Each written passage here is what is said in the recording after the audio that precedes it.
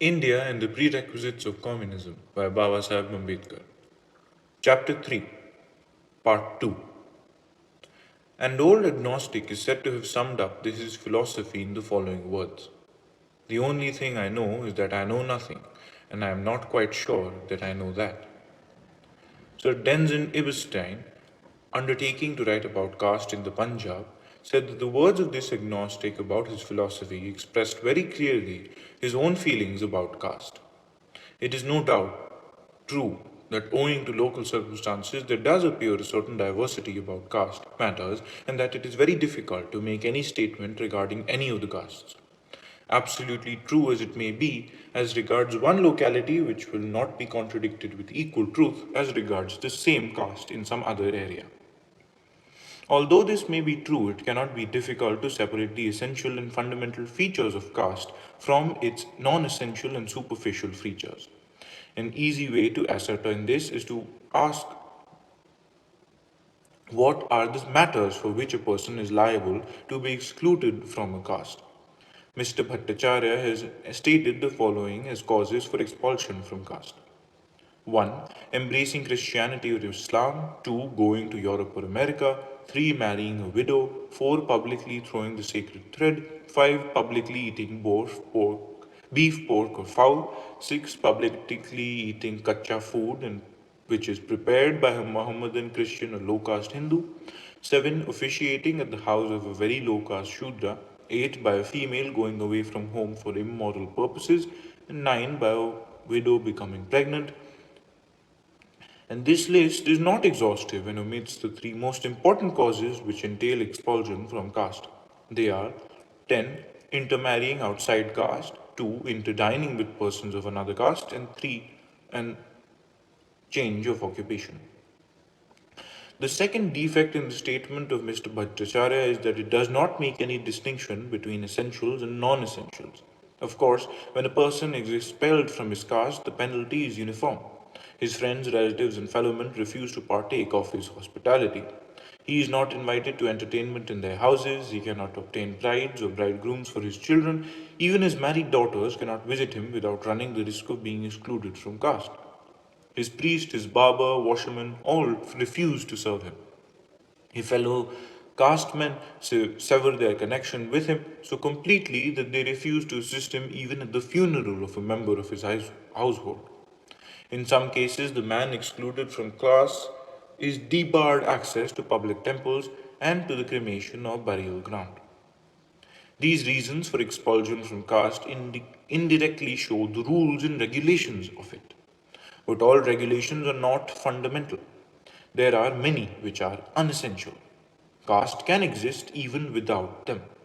The essential and unessential can be distinguished by asking another question: when can a Hindu who has lost caste regain it? The Hindus have a system of prayaschitas, which are penances and which a man who has been expelled from caste must perform before he can be admitted to caste fellowship. With regard to this prayaschitas or penances, certain points must be remembered. In the first place, there are caste offences for which there is no prayaschita. In the second place, the prayaschitas vary according to the offence. In some cases, the prayaschitas involve a very small penalty. In other cases, the penalty involved is a very severe one. The existence of a prayaschita and the absence of it have a significance which must be clearly understood. The absence of prayaschita does not mean that anyone may commit the offense with impunity. On the contrary, it means that the offense is of an immeasurable magnitude, and the offender, once expelled, is beyond reclamation. There is no re entry for him in the caste from which he is expelled. The existence of a prayaschita means that the offence is compoundable. The offender can take the prescribed prayaschita and obtain admission into the caste from which he is expelled. There are two offences for which there is no penance. These are: 1. Change from Hindu religion to another religion, and 2. Marriage with a person of another caste or another religion. It is obvious if a man loses caste for these offences, he loses it permanently. Of the other two offences, the prayaschitas prescribed are of the severest kind. That are two: 1. Interdining with a person of another caste or a non-Hindu, and 2. Taking to occupation which is not the occupation of the caste. In the case of the other offences, the penalty is a light one, almost nominal. The surest clue to find out what are the fundamental rules of caste and what caste consists, it is furnished by the rules regarding prayaschitas. Those for the infringement of where there is no prayaschita constitute the very soul of caste, and those for the infringement of which the prayaschitta is of the severest kind make up the body of it. It may therefore be said without any hesitation that there are four fundamental rules of caste. A caste may be defined as a social group having a belief in Hindu religion and bound by certain regulations as to marriage, food, and occupation. To this, one more characteristic may be added, namely a social group having a common name by which it is recognized. In the matter of marriage, the regulation lays down the caste must be endogamous. There can be no intermarriage between members of different castes. This is the first and most fundamental idea on which the whole fabric of caste is built up. In the matter of food, the rule is that a person cannot take food from and dine with any person who does not belong to his caste. This means that only those who can intermarry can also interdine. Those who cannot intermarry cannot interdine. In other words, caste is an endogamous unit and also a communal unit. In the matter of occupation, the regulation is that a person must follow the occupation which is the traditional occupation of his caste, and if the caste has no occupation, then he should follow the occupation of his father. In the matter of status of a person, it is fixed and is hereditary. It is fixed because a person's status is determined by the status of the caste to which he belongs. It is hereditary because a Hindu is stamped with the caste to which his parents belonged. A Hindu cannot change his status because he cannot change his caste. A Hindu born in a caste and he dies a member of the caste in which he is born. A Hindu may lose his status if he loses caste, but he cannot acquire a new or a better or a different status. What is the significance of a common name for a caste? The significance of this will be clear if we ask two questions which are very relevant, and the correct answer to each is necessary for a complete idea of this institution of caste. Social groups are either organized or unorganized. When the membership of the group and the process of joining and leaving the group and are subject to definite social regulation and involve certain duties and privileges in relation to other members of the group, then the group is an organized group. A group is a voluntary one in which group members enter with a full knowledge of what they are doing and the aims which the association is designed to fulfill. On the other hand, they are groups of which an individual person becomes a member without any act of volition and becomes subject to social regulation and traditions over which he has no control of any kind. Now, it is hardly necessary to say that caste is a highly organized social grouping. It is not a loose or a floating body. Similarly, it is not necessary to say that caste is an involuntary grouping. A Hindu is born in a caste and he dies as a member of that caste. There is no Hindu without caste. He cannot escape caste, and being bounded by caste from birth to death, he becomes subject to social regulations and traditions of the caste over which he has no control. The significance of a separate name for a caste lies in this, namely, it makes caste an organized and an involuntary grouping. A separate and a distinctive name for a caste makes caste asking to a corporation with a perpetual existence and a seal of separate entity. The significance of separate names for separate classes has not been sufficiently realized by writers on caste. In doing that, they have lost sight of a most distinctive feature of it. Social groups there are, and they are bound to be in every society. Many social groups in many countries can be equated to various castes in India and may be regarded as their equivalent. Porters, washermen, intellectuals are social groups as everywhere. But in other countries, they have remained as unorganized and voluntary groups, while in India, they have become organized and involuntary. That is, they have become castes, because in other countries, the social groups were not given names like in India they did. It is in the name which the caste bears which gives it fixate and continuity and individuality. It is the name which defines who are its members, and in most cases, a person born in a caste carries the name of the caste as part of his surname. Again, it is the name which makes it easy for the caste to enforce its rules and regulations. It makes it easy in two ways. In the first place, the name of the caste forming a surname of the individual prevents the offender in passing off as a person belonging to another caste and thus escape the jurisdiction of the caste. Secondly, it helps to identify the offending individual and the caste to whose jurisdiction he is subject so that he is easily handed up and punished for any breach of the caste rules. This is what caste means. Now, as to the caste system. This involves the study of the mutual relations between different castes. Looked at as a collection of castes, the caste system presents several features which at once strike the observer. In the first place, there is no interconnection between the various castes which form a system. Each caste is separate and distinct. It is independent and sovereign in the disposal of its internal affairs and the enforcement of caste regulations. The castes touch, but they do not interpenetrate. The second feature relates to the order in which one caste stands in relation to other castes in the system. That order is vertical and not horizontal. Such is the caste and such is the caste system. Question is this enough to know the Hindu social organization? For a static conception of the Hindu social organization, an idea of the caste and the caste system is enough.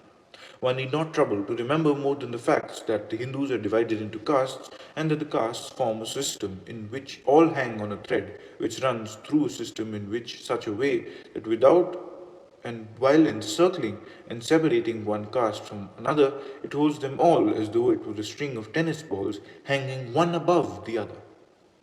But this will not be enough to understand caste as a dynamic phenomenon.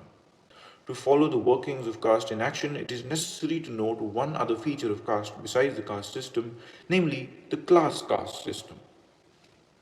The relationship between the ideas of caste and class have been a matter of lively controversy. Some say that caste is analogous to class and that there is no difference between the two. Others hold that the idea of caste is fundamentally opposed to that of class. This is an aspect of the subject of caste about which more will be said hereafter. For the present, it is necessary to emphasize one feature of the caste system which has not been referred to herein, therefore. It is this. Although caste is different from and opposed to the notion of class, yet the caste system, as distinguished from caste, recognizes a class system, which is somewhat different from the graded status referred to above. Just as the Hindus are divided into so many castes are divided into different classes of castes. The Hindu is caste conscious. He is also class conscious. Whether he is caste conscious or class conscious depends upon the caste with which he comes into conflict. If the caste with which he comes into conflict is a caste within the class to which he belongs, he is caste conscious. If the caste is outside the class to which he belongs, he is class conscious.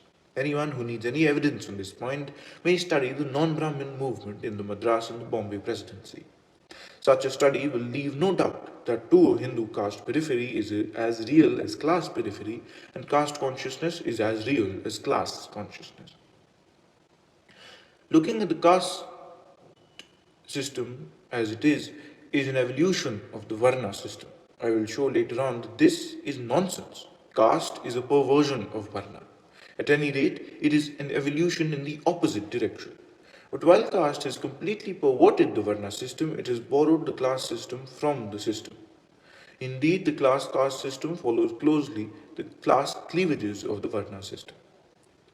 Looking at the class caste system from this point of view, one comes across several lines of class cleavage which run through this pyramid of castes, dividing the pyramid into blocks of castes. The first line of cleavage follows the line of division, notably in the ancient Chaturvarna system.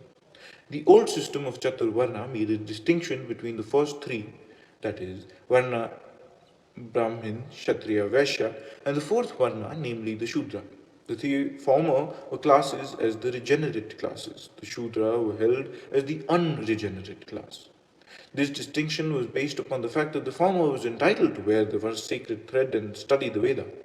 The Shudra was entitled to neither, and that is why he was regarded as the unregenerate class. This line of cleavage is still in existence and forms the basis of the present day class division, separating the castes which have grown out of the vast class of Shudras from those which have grown out of the three classes of Brahmin, Kshatriya, and Vaishya. This line of class cleavage is the one which is expressed by the terms high and low caste, and which are short forms for the high class caste and high and low class caste. Next, after this line of cleavage, there runs through the pyramid a second line of class cleavage. It runs just below this low caste. It sets above all the castes born out of the four varnas, that is, the high castes as well as the low castes, above the remaining castes, which I will merely describe as the rest.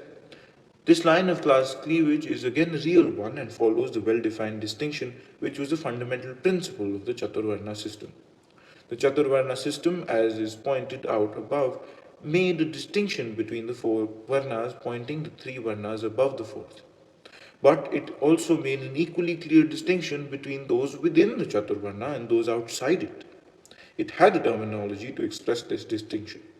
Those within the Chaturvarna, high or low, Brahmin or Shudra, were called Savarna, that is, those with the stamp of the Varna. Those outside it were called Avarna, meaning those without the stamp of Varna. All the castes which have evolved out of the four Varnas are called Savarna Hindus, which is rendered in English as the term caste Hindus. The rest are the Avarnas, who, in present parlance, spoken of by Europeans as non-caste Hindus, that is, those who are outside the four original castes or Varnas. Much that is written about the caste system has reference mostly to the caste system among the Savarna Hindus. Very little is known about the Avarnas. Who are these Avarna Hindus? What is their position in Hindu society? How are they related to the Savarna Hindus are questions to which no attention has been so far paid. I am sure that without considering these questions, no one can get a true picture of the social structure the Hindus have built. To leave out the class cleavage between the Savarna and the Avarna is to relate Grimm's fairy tale, which leaves out the witches, goblins, and ogres. The end.